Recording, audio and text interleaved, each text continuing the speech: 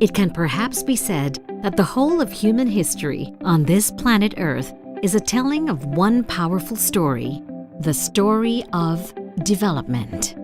Human civilizations evolved and developed into thriving economic systems, first agrarian, then industrial, ever expanding on the back of accumulative growth in technological progress and know-how, which, as a corollary, supports ever increasing global population. The very human needs and desires to consume, of course, grew beyond basic survival towards higher and higher standards of living, until we are today surrounded by modern contraptions and amenities.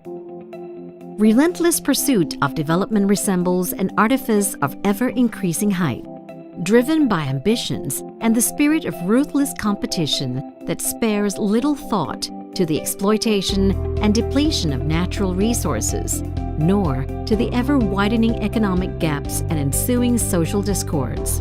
What we call development and progress turns out to be built on ever-weakening foundation.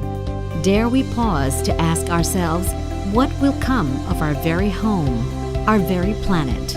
Should we continue relentlessly on this path without thinking of the consequences to our children and the generations beyond? Mindful that humanity is at a critical juncture, the United Nations representatives came to agree on a set of 17 Sustainable Development Goals to focus the global developmental efforts over the next 15 years. Upon reflection, Thailand experienced firsthand the excruciating pain from the fallout of unsustainable economic development. Of course, we are referring to the Asian financial crisis of 1997. Looking back, it seems a blessing in disguise, for while the country was brought to the knees economically, it also rang out the much-needed wake-up call and brought forward thinkers and progressive policymakers alike to discover Thailand's hidden gem, that is, the philosophy of sufficiency economy. For the sufficiency economy philosophy, or SEP for short, not only presents us with a solution to a recovering economy, but indeed represents the requisite game-changing shift in humankind's mindset, one that will make social, economic, environmental sustainability in general, encapsulated in the 17 UN SDGs in particular, a reality. For while goal setting is necessary, it is by no means a sufficient condition for ensuring our sustainable future. For that, humanity has to make the critical transition, the major shift in perspectives and the way of life, the very pursuit of happiness, from the economics of exploitation to the economics of moderation, from the technology for dominance over nature to the technology of harmony with nature, from the pursuit of material abundance in life to the pursuit of contentment and purpose in life. The philosophy of sufficiency economy can be distilled into a set of working principles, which, to the first approximation, can be thought of as a set of criteria for good decision-making, economic policy-making, and developmental programs planning. Let's start with moderation. In the world of too much is not enough, sufficiency economy philosophy points out simply that moderation, not excess, is the key to success and genuine happiness. Moderation is not established by external constraints, namely by force of competitions or regulatory regimes. Moderation comes from within. In moderation lies the path to optimality. Not too much, not too little, but just right. When moderation guides and governs decision-making, goal-setting and performance assessment at individual, business enterprise, national and international levels, our aspirations will be consistent with social, economic, cultural, and environmental sustainability. Next, sufficiency economy philosophy points to reasonableness, the ability and mindfulness to recognize all things by their causal factors.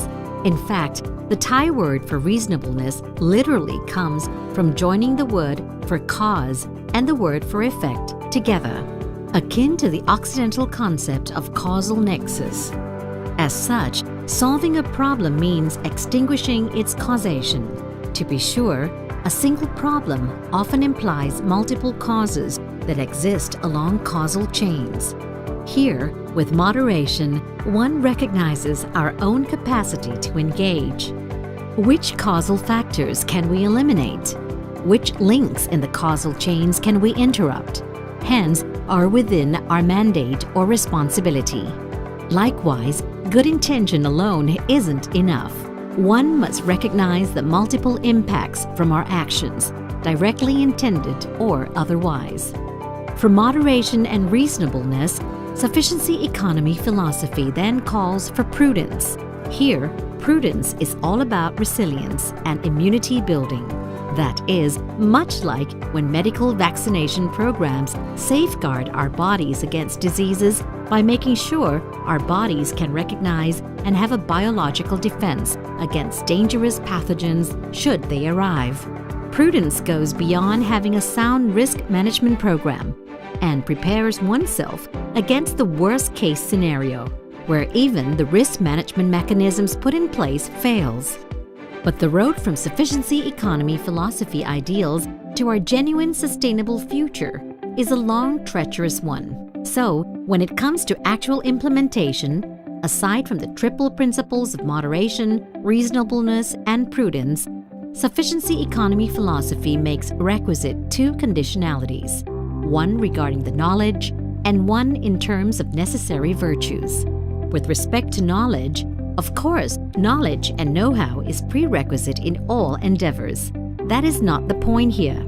The point here is to exercise due care in specializing the body of knowledge to specific context of application. That is, mere possession of knowledge is not the point. It is not enough to know, but also to know, or rather be aware, the limit of one's knowledge, or at least the limit of applicability of one's know-how in any particular social, economic, cultural, environmental context, or the proper balance between application of academic versus experiential knowledge in specific locale, and so on.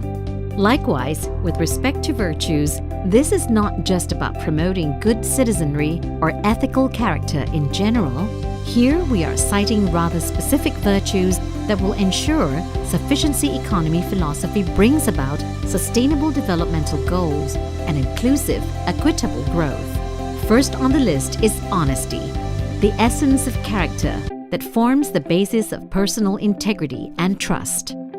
Then come discipline, responsibility, as well as forbearance, grit, and determination. For taking the high road, being on the right path, doing the right thing takes commitment, as success is never immediate, nor without obstacles and adversaries.